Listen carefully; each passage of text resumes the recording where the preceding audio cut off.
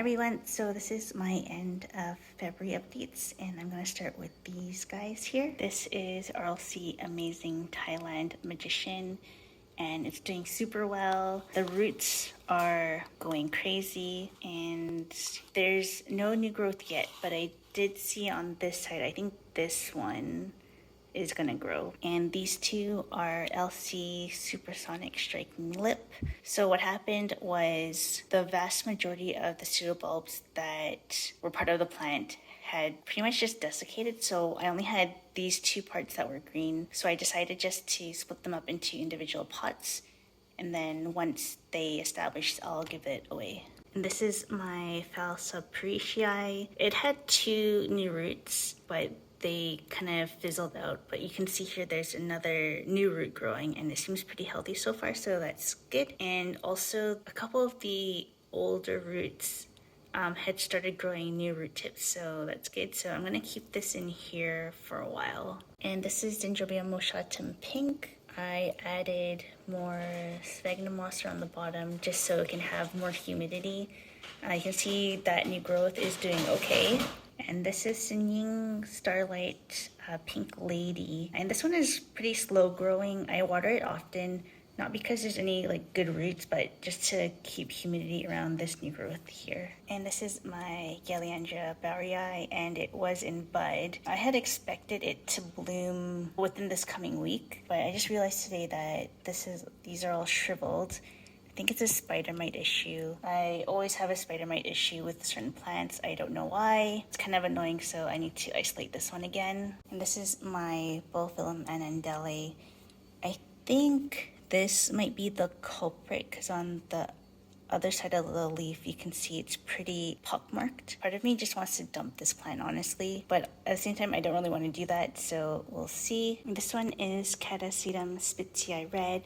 It is dormant, but this growth at one point was green and now it's totally shriveled up. There was a nub in here, but I don't think that's going to go anywhere.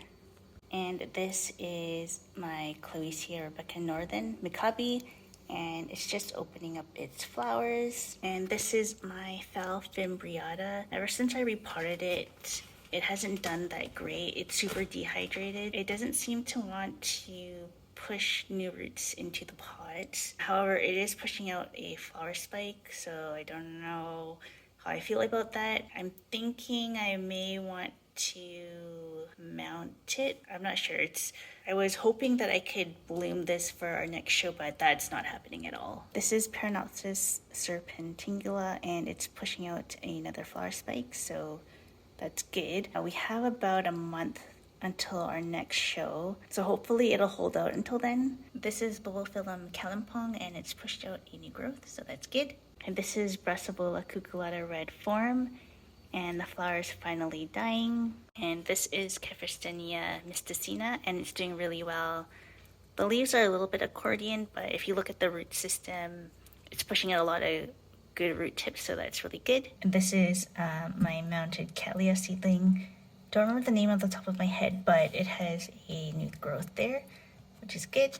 I think overall this plant is doing well. And this is my helenae. It has a new growth at the bottom there, and then there's a new leaf growing at the top of this growth. Honestly, it seems a little bit unstable in the pot, so I try to be really careful with it. But the fact that it's growing tells me it's pretty okay. So this is my Vanda brunnea.